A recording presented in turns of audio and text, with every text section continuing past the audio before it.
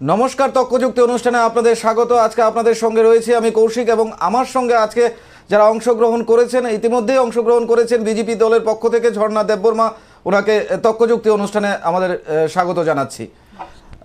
আমাদের মাঝে অল্প কিছুক্ষণের মধ্যে উপস্থিত হবেন কংগ্রেসের তরফ থেকে সুশান্ত চক্রবর্তী, উনি আমাদের সাথে অংশগ্রহণ করবেন। ইতিমধ্যে কিন্তু আমাদের বিজেপি দলের যিনি রয়েছেন তিনি আমাদের সঙ্গে উপস্থিত হয়েছেন। আজকের যে বিষয়টা হচ্ছে সেটা হচ্ছে চৌকিদার। এই শব্দটা নিয়ে কিন্তু সারা দেশে কিন্তু সব আমরা ভারতীয়রা কিন্তু মোটামুটি এই শব্দটার সঙ্গে অধিক পরিচিত হয়েছি গত 2014 সালের লোকসভা নির্বাচনে, যখন দেশের প্রধানমন্ত্রী হিসাবে নির্বাচিত হন নরেন্দ্র মোদী। তারপর থেকে কিন্তু এই চৌকিদার শব্দটা একদম আষ্টে পৃষ্ঠে জড়িয়ে গেছে আমাদের দেশের প্রধানমন্ত্রীর নামের সঙ্গে। নিজেকে কিন্তু তিনি প্রধানমন্ত্রী হয়েও সেই চৌকিদার শব্দটা নিজের নামের সঙ্গে জড়িয়ে নিলেন এবং জেনে শুনে জড়িয়ে নিলেন। কেন নিজেকে চৌকিদার বলতে প্রধানমন্ত্রী নরেন্দ্র মোদী পছন্দ করেন? কেনই বা বিজেপি দলের পক্ষ থেকে বা অন্যান্য যারা রয়েছেন তারা কিন্তু প্রধানমন্ত্রীর নামের আগে সেই চৌকিদার শব্দটাকে ব্যবহার করছেন? এবং ইতিমধ্যে কিন্তু আমরা সোশ্যাল মিডিয়া থেকে বিভিন্ন মাধ্যমে যেটা ছড়িয়ে পড়ছে, লোকসভা নির্বাচন কিন্তু ফের দোরগোড়ায়।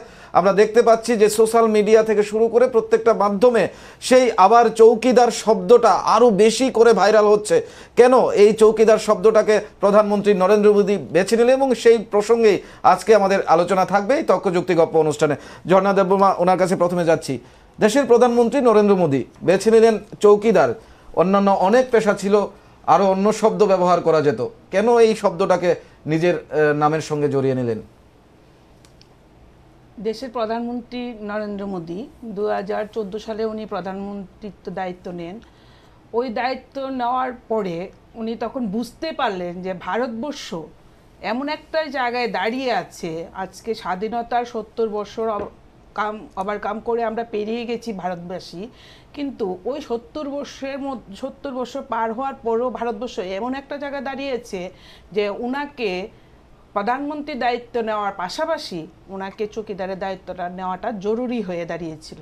কেন কি আমরা দেখেছি যে ভারতবর্ষে একটার পর একটা দুর্নীতি এইভাবে চলছিল যে আপনি কয়টা দুর্নীতি কথা বলবেন বলুন।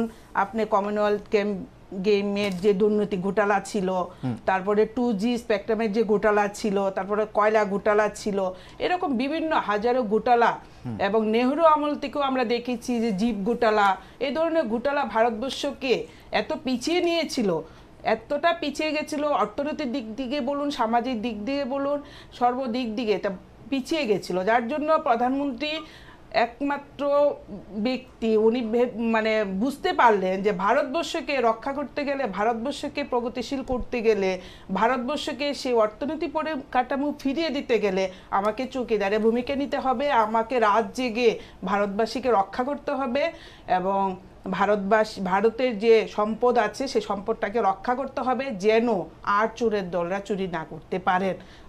ওনার সেই সিদ্ধান্তকে নিয়ে উনি নিজেকে চৌকিদার হিসেবে দাবি করেছেন এবং আমরাও ওনাকে সেই চৌকিদার হিসেবে দাবি করছি।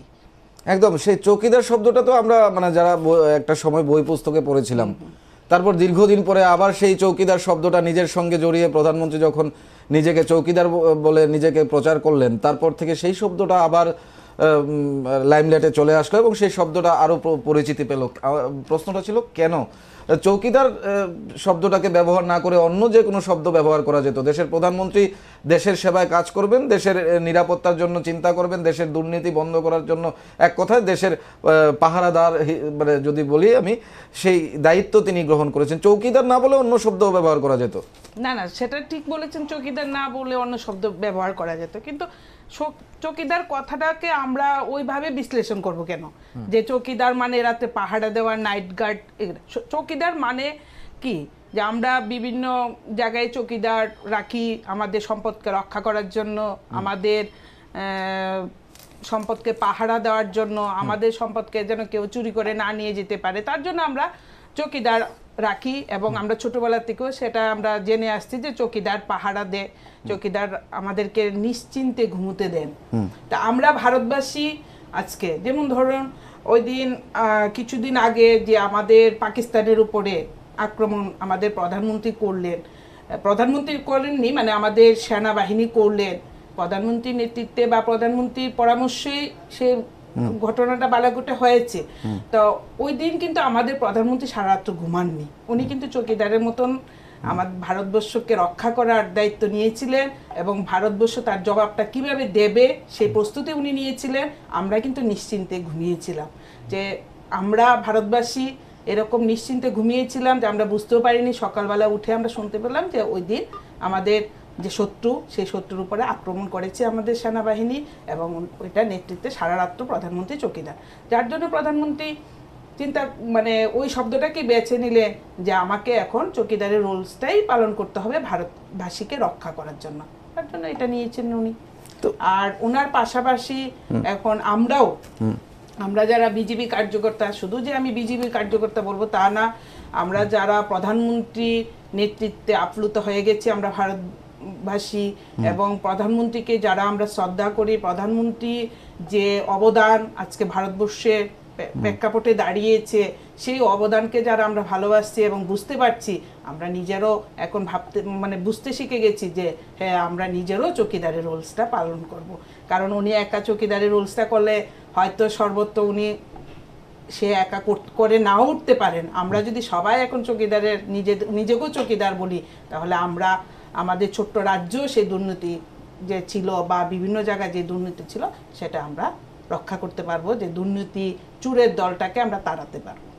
কাদের মানে চোরের দল বলতে আপনারা কাদের বোঝাতে চাইছেন? চোরের দল বলতে কাদের বুঝাচ্ছি? চোরের দল বলতে তো আমি এক কথাই বলবো যে এই যে ত্রিপুরা রাজ্যের কথাই বলুন, ত্রিপুরা রাজ্যের কথা যদি বলি, 25 বছরের একটা শাসন ত্রিপুরাতে ছিল।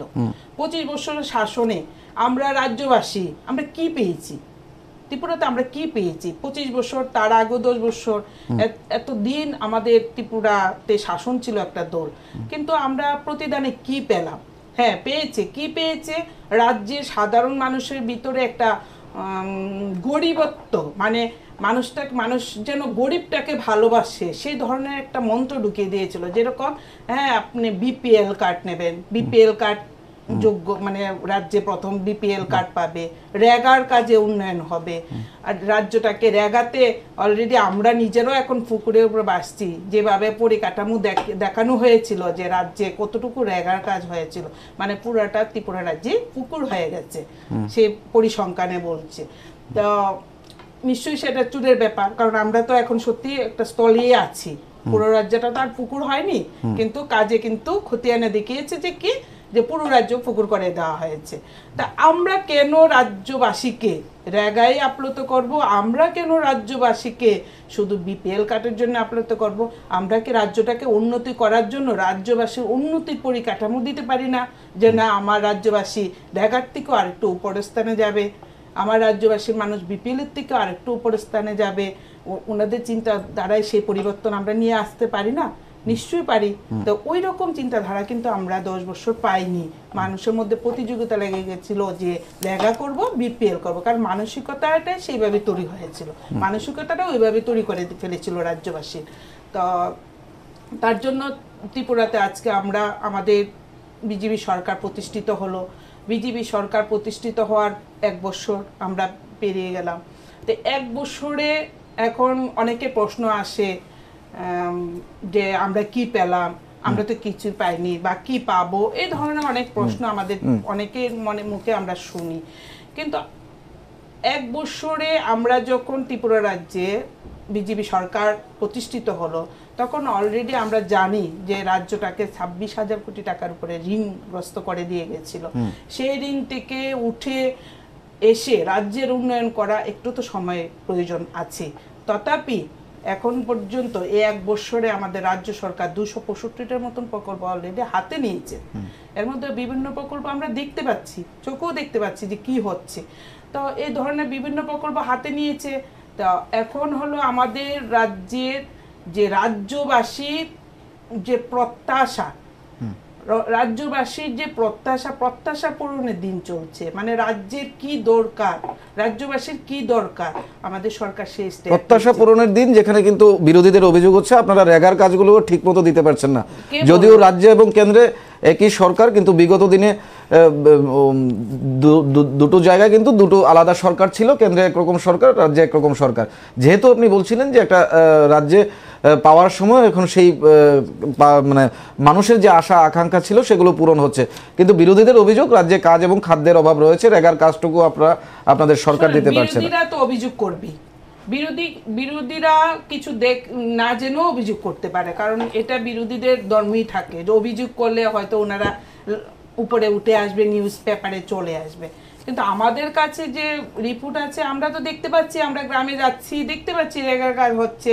মহিলারা বা যাদের সঙ্গে আমরা কথা বলছি যে তোমাদের এখানে রেগার কাজ হচ্ছে, হ্যাঁ হচ্ছে। এবং ইভেন রিসেন্টলি রেগার মজুরি বৃদ্ধির জন্য কেন্দ্রীয় সরকার অলরেডি অনুমোদন করে দিয়েছে, রেগার মজুরিও বৃদ্ধি হবে। তো রেগার কাজ হচ্ছে না, বা রাজ্যে খাদ্যের অভাব, বা রাজ্যের মানুষ রাজ্যান্তরী হচ্ছে। কিছুদিন আগে কথাও শুনতে পেরেছিলাম যে রাজ্যের যুবকরা কাজের সন্ধানে বহিরাজ্যে চলে গেছে। তো এতদিন এই 25 বছর কি রাজ্যে অনেক কাজের সুযোগ ছিল, যে 1 বছরে কাজের সুযোগটা হারিয়ে গেছে? এটা একটা প্রশ্ন। তাহলে 25 বছর ওদের কাজের দরকার ছিল না, বা 25 বছর ওদের কাছে কাজ ছিল, 1 বছর আমাদের গভর্নমেন্ট আসার পরে ওদের কাজটাকে কেড়ে নিল, যার জন্য কাজের জন্য আর এখন বহিরাজ্য যাচ্ছে। এই ধরনের অযৌক্তিক কথা বলার পেছনে কি যুক্তি থাকতে পারে আমি সেটা বুঝতে পারছি না। ওরা এখন বলবে, অনেক কিছু বলবে, কারণ ওরা বিভ্রান্ত হয়ে গেছে। ওদের এখন মতিগতি ঠিক নেই যে কি করা উচিত আমাদের, এখন আমাদের কোন লাইনে চলা, আমরা কি ধরে বাঁচবো। মানুষ যখন সমুদ্রে ভেসে যায় তখন সে বা কোথাও তলিয়ে যেতে থাকে, তখন যেটা পায় সেটাকে ধরে, এখন কোনো ইস্যু না পেলে সে কর্কটকে ধরেই সে উঠতে চাইবে। সেম এখন তারা কিছু না কিছু একটা ইস্যু না হলেও এটাকে বানিয়ে নিচ্ছে। কিন্তু আমরা তো দেখতে পাচ্ছি যে কাজ হচ্ছে, রেগার কাজও হচ্ছে, সর্বত্রই রেগার কাজ হচ্ছে। রাজ্যে বিভিন্ন উন্নয়নের জন্য আমাদের রাজ্য সরকার বিভিন্ন প্রকল্প চালু করছে, এবং তার মাধ্যমে কর্মসংস্থান, এখনো বলছে যে কর্মসংস্থান হয়নি। আমাদের নলেজে আছে এখন পর্যন্ত অলরেডি 3000 তো কর্মসংস্থান হয়েই গেছে বিভিন্ন জায়গায়। তারপরে আরো বিভিন্ন প্রকল্পের মাধ্যমে কর্মসংস্থান হবে। তো কর্মসংস্থানের জন্য তো আমার প্ল্যাটফর্মের দরকার আছে। প্ল্যাটফর্ম ছাড়া আমি মানুষকে কোথায় কাজের সুযোগ দেবো? তার জন্য বিভিন্ন প্রকল্প নিয়ে আসা হচ্ছে। তো ওই প্রকল্পগুলি যখন, যে আমি প্রথমে একটা কথা বলেছিলাম যে প্রত্যাশা আকাঙ্ক্ষা, তো এখন আমাদের রাজ্যের কি প্রত্যাশা, আমাদের রাজ্যের কি দরকার, সেই স্টেপটা নিচ্ছে আমাদের সরকার। এখন যখন এই স্টেপটা পূরণ হয়ে যাবে তখন হবে রাজ্যবাসীর আকাঙ্ক্ষা পূরণের দিন। কারণ আমি একটা বিল্ডিং বানাবো, তা আমার কি কি দরকার সেটার আগে আমাকে তৈরি করতে হবে। যেহেতু লোকসভা নির্বাচন, আমাদের যদি আমরা মানে দেশের পরিস্থিতির দিকে তাকাই, দেশে স্বাধীনতার পর থেকে অনেক প্রধানমন্ত্রী এসছেন, অনেক প্রধানমন্ত্রী গেছেন। নরেন্দ্র মোদীকে কেন এই চৌকিদার নিজেকে প্রচার করতে হলো? অন্য প্রধানমন্ত্রীরা কিন্তু নিজেদের এই ধরনের কোনো শব্দের সঙ্গেই নিজেকে জড়িয়ে নেননি। কেন নরেন্দ্র মোদী প্রথমবার নিজেকে সেই শব্দটার সঙ্গে জড়ালেন এই কারণে, কারণ 5 বছর অলরেডি অতিক্রান্ত হয়ে গেছে আমাদের প্রধানমন্ত্রী। তো 5 বছরের মধ্যে কিন্তু বিরোধী তো অনেকেই আছে সারা ভারতবর্ষে, অনেক তাবড় নেতৃত্ব আছে, কিন্তু কোনো দিক দিয়ে আমাদের প্রধানমন্ত্রী বা আমাদের যে মন্ত্রিত্ব আছে, আমাদের ভারতীয় জনতা পার্টি যে মন্ত্রিত্ব আছে, তাদের কোথাও কিন্তু কোনো গোটালা বা কোথাও কোনো কেলেঙ্কারি কিন্তু তুলতে পারেনি। তা কেলেঙ্কারি ইস্যু ওনারা বানাতে পারেননি, যে ওই কেলেঙ্কারির অভিযোগ আনা যায়নি। তো যার জন্য প্রধানমন্ত্রী এই চৌকিদারটা, এই কথাটাকে বেছে নিলেন যে আমি চৌকিদার হিসাবে থেকে যেরকম ভারতবাসীকে সারা রাত জেগে পাহারা দিয়েছি, তেমনি চৌকিদার হিসাবে থেকে আমার মন্ত্রিত্বর মাথায় যেন কোনো কেলেঙ্কারি না আসে সেটাকে আমি রক্ষা করেছি, ভারতের সম্পদকে রক্ষা করেছি। কারণ এখন এটাই প্রয়োজন ছিল, কারণ আমরা ভারতবর্ষ কিন্তু বিকিয়ে গেছিলাম অন্য অন্য কান্ট্রির কাছে, আমাদের কোনো অস্তিত্বই ছিল না। আগে আমরা যখন কোথাও, আমি যে শুনেছি যে, আমি যদিও যাইনি আমেরিকা বা বিদেশের বিভিন্ন কান্ট্রিতে, যখন যে ভারতীয় হিসেবে কেউ যেতেন সেই সম্মানটুকু কিন্তু পেতেন না, ওরা নেগলেন্সি করতো যে একটা ভারতীয় এসছে। কিন্তু আজকের দিনে আমি যে ভারতীয় হিসাবে যখন এখানে পরিচয় দেব, তখন ওনারা কিন্তু সম্মানের সহিত বলবেন ইউ আর ইন্ডিয়ান। এইটা সম্ভব হয়েছেন একমাত্র আমাদের প্রধানমন্ত্রীর জন্য। তা উনি ওই সম্পদকে রক্ষা করা, ওনার সঙ্গে যারা আছেন তারাও যাতে কোথাও না জড়িয়ে পড়ে, তার জন্য উনি এই শব্দটাকে বেছে নিয়েছেন। সেটা আমার দৃষ্টিকোণ থেকে আমি এটাই বলবো যে কিন্তু কিন্তু কিন্তু আপনি বললেন যে কেলেঙ্কারির অভিযোগ নেই, কিন্তু বিরোধীদের কংগ্রেস বা অন্যান্য দল যেগুলো রয়েছে সারা দেশের যে বিরোধী দলগুলো রয়েছে সেখানে কিন্তু রাফাল কেলেঙ্কারি থেকে যে বিভিন্ন ধরনের কেলেঙ্কারি বিভিন্ন সময়ে সেখানে বলা হয়েছে যে চৌকিদার চোর হে বা চৌকিদার নিজের দায়িত্ব পালন করতে ব্যর্থ হয়েছে। রাফাল কেলেঙ্কারি বলেছে, চৌকিদার চোর বলেছে, কিন্তু কিছু প্রমাণ করতে পেরেছে কি? কিছু প্রমাণ ওনারা আনতে পেরেছে কি? তো এখন আমি বিরোধী, আমি যা সেটা বলতে পারবো, কিন্তু আমাকে প্রমাণ তো দেখাতে হবে। প্রমাণটা তো দেখাতে পারেননি, তাহলেও এই ধরনের কথার কি যুক্তি থাকতে পারে? আমি যদি কোনো কিছু বললাম বলে কিছু প্রমাণই না দেখাতে পারলাম যে চৌকিদার চোর, আমি বলতে গেলে এখন রাজনীতি প্ল্যাটফর্মে একজন আরেকজনকে অনেক কিছু বলতে পারে। উনি বললেন চৌকিদার চোর, কারণ বলবেই তো, ওনারা নিজেরাই তো চোর, যার জন্য ওনাদের যে বৈশিষ্ট্যটা, ওনাদের যে আদর্শতা, ওইটাই আমাদের প্রধানমন্ত্রীর উপরে কারে চাপিয়ে দিতে চেয়েছিলেন যে উনি তো চৌকিদার, সঙ্গে প্লাস করে দিই চোরটাও, কারণ চোরটা যদি চলে যায় ওনারা হয়তো সাধু হয়ে যাবে, কারণ চোরটা তো ওনাদের গায়ে ছিল, তাই না? তো কিন্তু ওনারা তো যা এনেছেন দুর্নীতির অভিযোগ, সেটা তো কোনো প্রমাণ এখন পর্যন্ত করতে পারেনি যে আমাদের প্রধানমন্ত্রী এই কাজটা করেছেন রাফাল নিয়ে বা এই ধরনের ঘোটালাটা হয়েছে। কারণ মুখে তো অনেক কিছু বলা যায়। আচ্ছা, এবার রাজ্যের একটা প্রসঙ্গে আসি, এবং এই চৌকিদার শব্দটাকে নিয়ে রাজ্যে দেখা গেল যে মুখ্যমন্ত্রী নিজের নামের আগে নিজেকে চৌকিদার বলে ঘোষণা করলেন। প্রথম মুখ্যমন্ত্রী বিপ্লব কুমার দেব ঘোষণা করলেন, তারপর আপনাদের মন্ত্রিসভার অন্যান্য মন্ত্রীরা আস্তে আস্তে আস্তে আস্তে সেটা নিজেদেরকে চৌকিদার বলে ঘোষণা করছেন। যেখানে চৌকিদার প্রধানমন্ত্রীকে আপনারাই বলছেন যে চৌকিদার প্রধানমন্ত্রী যেহেতু দেশের রক্ষা করবেন এবং তিনি স্বেচ্ছায় এটা নিয়েছেন, এবং ঠিক কোন সময়টাতে রাজ্যের মুখ্যমন্ত্রী থেকে শুরু করে অন্যান্য মন্ত্রীরা এই শব্দটাকে নিজের নামের সঙ্গে জড়াচ্ছেন, যখন কিন্তু দোরগোড়ায় লোকসভা নির্বাচন। রাজনৈতিক ফায়দা তোলবার জন্য কি আবার চৌকিদার শব্দটাকে লাইমলাইটে নিয়ে আসবার জন্য আপনারা সেই ধরনের আপনাদের মন্ত্রী বা যারা রাজ্যের মুখ্যমন্ত্রী রয়েছেন তিনি এই ধরনের নিজেকেও চৌকিদার বলে দাবি করছেন? না না, রাজনীতি ফায়দা নেওয়ার জন্য মানে তার কারণটা কি থাকতে পারে? কারণটা যেহেতু একটা কার্যকাল শেষ হয়ে গেছে।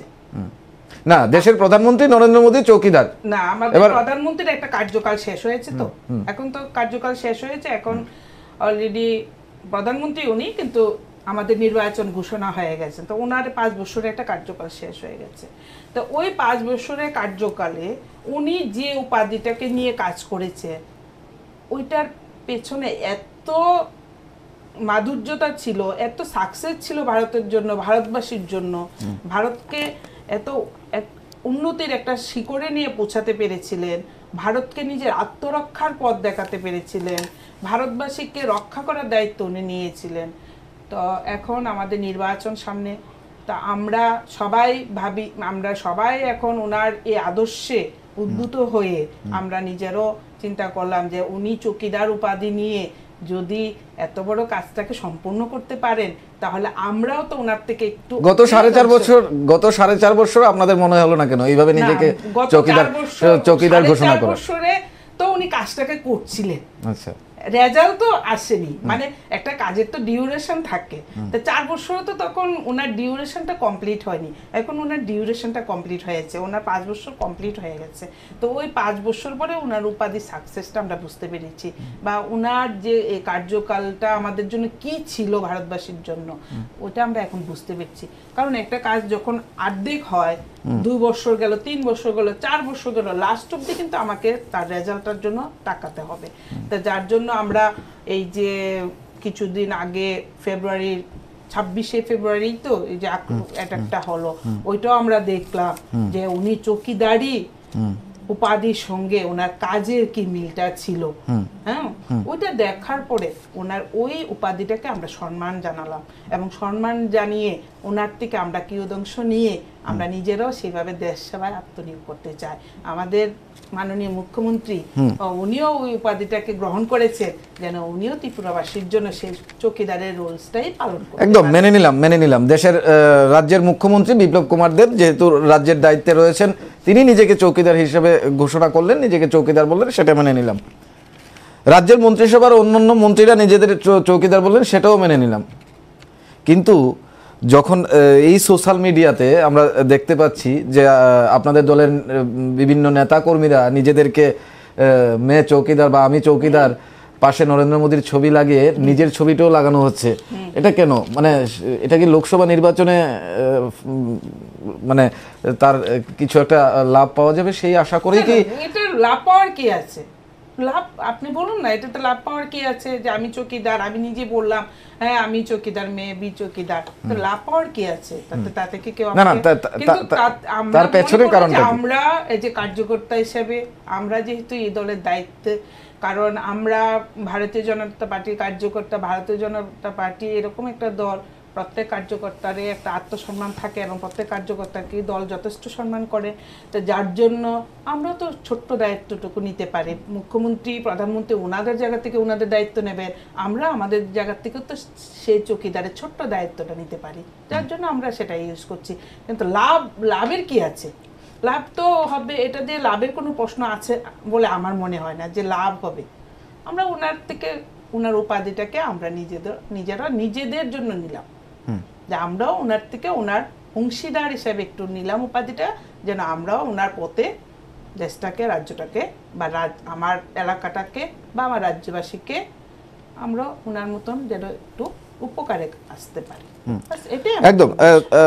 যদি আমি আপনাকে একজন রাজনৈতিক দলের প্রতিনিধি হিসাবে ধরুন, আর সাধারণ মানুষ, এই রাজ্যের মানুষ হিসাবে যদি আমি আপনাকে একটা প্রশ্ন করি, যে যদি মানে আপনাকে যদি বেছে নেবার একটা দেওয়া হয় যে আপনি রাজ্যের কাকে, এরকম রাজনৈতিক কোন নেতা রয়েছে বা কোন দলের এরকম রাজনৈতিক নেতৃত্ব এ রাজ্যে রয়েছে যাকে আপনি চৌকিদার হিসাবে মানতে মানে বিশ্বাস করেন, আপনার চোখে কি এরকম কেউ রয়েছে যে যেরকম আমরা দেশের প্রধানমন্ত্রী নরেন্দ্র মোদীকে চৌকিদার হিসেবে দেখছি? মানে আমাদের ত্রিপুরার জন্য, আমাদের ত্রিপুরা রাজ্যে আপনি কাকে চৌকিদার? অবভিয়াসলি আমাদের ত্রিপুরা রাজ্যে আমি যদি চৌকিদার হিসেবে মানতে চাই তাহলে আমাদের মাননীয় মুখ্যমন্ত্রী বিপ্লব কুমার দেবকে মানব। অলরেডি ত্রিপুরাবাসী তার প্রমাণও পেয়ে গেছেন, যিনি রাজ্যকে রাত্রে 3টে, 2টো, 2:30 পর্যন্ত মহাকরণে কাজ করছেন। কার জন্য করছেন? উনি ওনার নিজের জন্য কাজ করছেন কি কিছু? একদম না। উনি কার জন্য করছেন? কারণ উনি দায়িত্ব পেয়েছেন, সেই দায়িত্বটাকে বুঝে নেওয়া, তারপরে রাজ্যের জন্য কি করা, কিভাবে ওনাকে এগুতে হবে, রাজ্যবাসীর জন্য চিন্তা ভাবনা করা, সেটাই তো করছেন উনি মহাকরণে। নিশ্চয়ই তো, বসে তো আর কাটাচ্ছেন না, তো নিশ্চয়ই করছেন। তাহলে ওই যে রাত 2টো, 2:30, 3টা পর্যন্ত উনি মহাকরণে কাজ করছেন, তাহলে আমি ওনাকেই সেই উপাধিটাকে সম্মানের সহিত আমরা রাজ্যবাসী ওনাকে চৌকিদার হিসেবে ভাববো, যে উনিও আমাদের ত্রিপুরা রাজ্যের চৌকিদারের ভূমিকায় আছেন। একদম সেই প্রশ্নটাই আমার, যে মূল প্রশ্নটা, যে মুখ্যমন্ত্রীকে আপনি বা আমরা যদি চৌকিদার হিসেবে ধরে নিই, তাহলে অন্যান্য মন্ত্রীরা কেন নিজেদের নামের সঙ্গে চৌকিদার জড়িয়ে দিচ্ছেন? এবং যারা বিজেপির সমর্থিতরা রয়েছেন তারাও ফেসবুক থেকে বিভিন্ন সোশ্যাল মিডিয়ার মাধ্যমে নিজেকে চৌকিদার বলে দাবি করছেন। আমি যে বিষয়টা আপনার কাছ থেকে বুঝতে পেরেছি, এটা কি আপনাদের মানে দলীয় একটা সিদ্ধান্ত যে আমরা সবাই নিজেদেরকে চৌকিদার বলে ঘোষণা করব? না না, দলীয় সিদ্ধান্ত হলে তো হয়তো দল থেকে ফরমান আসতো বা দল থেকে বলা হতো যে তুমিও চৌকিদার কথাটা ইউজ করো, বা তোমাদের এইটা করতে হবে, যেরকম দলীয় সিদ্ধান্ত হলে দল থেকে দিতে চাইছেন রাজ্যের মানুষকে বা দেশের মানুষকে, সেটাই তো চৌকিদার হুঁ অথবা আমি চৌকিদার। হ্যাঁ, আমরা এটাই বার্তা দিতে চাইছি। আমি তো বললাম এটাই বার্তা দিতে চাইছি যে আমরা নিজেরাও সেই ভূমিকার একটু কিয়দংশ নিতে চাই, যে আমরাও যেন রাজ্যের জন্য চৌকিদার হিসেবে দায়িত্ব পালন করে কিছু না কিছু রাজ্যবাসীর জন্য করতে পারি। চৌকিদার মানেই যে সে আমাকে রাজ্যে কাজ করতে হবে তাই তো না। চৌকিদার মানে কি, আমি তো সারাদিনও কাজটাও আমি আমার পাশের বাড়িতে কোনো প্রবলেম হচ্ছে কিনা, পাশের বাড়িতে কোনো এরকম কোনো ঘোটালা কাজ হচ্ছে কিনা, পাশের বাড়িতে কোনো নেশা সামগ্রী বিক্রি হচ্ছে কিনা, সেটাও তো আমি দৃষ্টিকটু রাখতে পারি। তো এই যে নজরটা আমি রাখলাম, ওই নজরটা তো আমি দিনের বেলাও করতে পারি। তো ওইটা আমার একটা দায়িত্বের মধ্যে আসে। বা পাশে কোথাও কোনো রকম মানে সমাজ বিরোধী কাজ হচ্ছে কিনা সেটা আমার দায়িত্বের মধ্যে আসে। তার জন্য আমরা নিজেরাও নিজেদেরকে চৌকিদার হিসেবে নিচ্ছি যে রাজ্যটাকে রক্ষা করা, রাজ্যটাকে উন্নয়ন করা, রাজ্যবাসী যেন নিশ্চিন্তে রাজ্যেতে বসবাস করতে পারে, সেটা রাত্রি হোক দিনই হোক। তার জন্য আমরা ওই উপাধিটাকে ভালোবেসেছি যে না, ওটা যুক্তিসঙ্গত উপাধি। যার জন্য আমরা নিজেরাও এটা ইউজ করছি বা আমরা করব, এটা আরও করব। হয়তো আজকের দিনে যতটুকু না হয়েছে আগামী আরেকটু বেশি হবে। সবার মুখ থেকে চলে আসবে যে মেবি চৌকিদার হোক। যদিও লোকসভা নির্বাচন, তারপরেও যেহেতু রাজ্যের মানুষ ভোট দেবে এবং অবশ্যই কিন্তু কিছুটা বিষয় রাজ্যের কিছু সিদ্ধান্ত এবং রাজ্যের কিছু কাজকর্ম আপনাদের সরকার 1 বছরের রাজ্যে নিশ্চয়ই একজন ভোটার যখন ভোট দেবেন অবশ্যই বিভিন্ন চিন্তাধারা করবেন, বিভিন্ন রকমের রাজ্যের বিষয় কিন্তু তার সঙ্গে অবশ্যই জড়িয়ে যাবে। যদিও এটা লোকসভা নির্বাচন, আপনাদের সরকার বা আপনাদের দলের সরকার 1 বছরের মধ্যে রাজ্যের মুখ্যমন্ত্রী, যিনি নিজেকে চৌকিদার বলছেন, তিনি এরকম কি কাজ করেছেন যে রাজ্যের মানুষ যেভাবে বিধানসভা নির্বাচনে আপনাদেরকে সমর্থন করেছিল, আগামী লোকসভা নির্বাচনে সেই অনুরূপ সমর্থন আপনাদের করবে? কারণ তখন আপনারা ছিলেন বিরোধী দল এবং এখন 1 বছর আপনারা সরকার চালাচ্ছেন। অবশ্যই খুব সুন্দর প্রশ্ন। যে আমরা বিরোধী দল ছিলাম, আমরা তখন আমাদের একটা নির্বাচনী প্রতিশ্রুতি ছিল যে আমরা যখন আসবো, আমাদের দল যখন প্রতিষ্ঠিত হবে তখন রাজ্যের জন্য আমরা এই প্রতিষ্ঠিত মানে এইগুলো আমরা করব। তা আমরা নির্বাচনী প্রতিশ্রুতিগুলি যেটা থাকে সেটা তো আর 1 মাস 2 মাস 1 বছরের জন্য থাকে না, নিশ্চয়ই 5 বছর তার মেয়াদকাল থাকে। কারণ একটা নির্বাচনী ইস্তেহার থাকে 5 বছরের জন্য, আবার নেক্সট নির্বাচন আসলে আবার এটাকে পরিবর্তন করে করা হয়। তা আমাদের প্রতিশ্রুতির মধ্যে যা ছিল, যেরকম প্রথম কথায় বলা হয় যে রেগার বলতে ভাতা বৃদ্ধি করা ছিল, আমাদের ভাতা বৃদ্ধি করা। তা ভাতা বৃদ্ধি করা ছিল যে আমাদের মুখ্যমন্ত্রী বলেছিলেন যে আমরা যখন ক্ষমতা 2000 টাকা করে ভাতা করা হবে। তা যখন এই ভাতাগুলি ইনকোয়ারি করা হলো, কারণ ইনকোয়ারি করার প্রয়োজন এতটাই ছিল, ইনকোয়ারি করার পরে আজকে রাজ্যবাসী জানতে পেরেছে যে এরকম কিছু ভাতা বেরিয়ে এসছে, যেখানে স্বামী বৃদ্ধ ভাতা পাচ্ছেন আর মিসেস পাচ্ছেন বিধবা ভাতা। এরকম অনেক কিছু ঘটনা বেরিয়ে এসছে, এরকম ভাতা বেরিয়ে এসছে যাদের নামের কোনো অস্তিত্ব নেই, এরকমই বেরিয়েছে। যাই হোক, তারপরে একটা আতঙ্ক ওনারা ছড়িয়ে দিলেন যখন ওনাদের সেই চুরের কার্যকলাপগুলি অনেকটা মানে ধরা পড়ছিল, তখন ওরা রাজ্যের বাসীর মধ্যে একটা আতঙ্ক ছড়িয়ে দিলেন এখনকার যে বিরোধী, যে ভাতা বন্ধ করে দেওয়া হবে, অনেকের ভাতা বন্ধ করে দেওয়া হবে। তো এটা অনেকটা বিভ্রান্তি, কিন্তু আমাদের রাজ্য সরকার বা আমরা নিজেরাও আশ্বস্ত করেছি যে আমরা কারোর ভাতাই বন্ধ করব না। হ্যাঁ, এখন কেউ যদি সরকারি পেনশন পান, ওনার তো ভাতা পাওয়ার কথা না, সরকারি পেনশন পান, উনি কেন আবার বৃদ্ধ ভাতা নিতে যাবেন? নিশ্চয়ই না, এটা আমাদের রাজ্যবাসীও আমাদেরকে সায় দেবে না। তো যেগুলি সে দুর্নীতি ভাতা, সে দুর্নীতি ভাতাগুলি তো অবশ্যই আমাদের বন্ধ করতে হবে। কিন্তু এছাড়া সে যে ভাতাগুলি রাজ্যে এসছে সে কোন পার্টির ব্যক্তি সেটা কিন্তু আমরা দেখব না। কারণ আমাদের যে প্রকল্পগুলি বা আমাদের যে চিন্তাধারা বা আমাদের মুখ্যমন্ত্রীর যে চিন্তাধারা, যে আমরা যা করব, আমরা সবকা সাথ, আমাদের প্রধানমন্ত্রীর যে মন্ত্র সবকা সাথ সবকা বিকাশ, এই মন্ত্র আমরা এগোচ্ছি, যার জন্য এই প্রকল্পগুলো যেন রাজ্যের শেষ মানে একদম সমাজের শেষ ব্যক্তির কাছে পৌঁছায়। তার জন্য আমরা কিন্তু কোনো রাজনীতির রং দেখব না। তো এখন 1000 টাকা করা হয়েছে ভাতাটা। তো ধীরে ধীরে নিশ্চয়ই, যেহেতু রাজ্যটাকে আমরা অলরেডি একটা ঋণগ্রস্ত অবস্থায় আমরা পেয়েছি, তো ওইখান থেকে উঠে আসতে একটু সময় লাগবে। তো আমাদের মুখ্যমন্ত্রী বা আমাদের অন্যান্য মন্ত্রী সবাই বলেছেন যে এটা ধীরে ধীরে বাড়িয়ে আমরা 2000 করে দেবো এখন ফার্স্ট টাইম, এবং এই মাস থেকে ওনারা 1000 টাকা করে ভাতা পাবেন। তো এটা গেল ভাতার প্রতিশ্রুতি।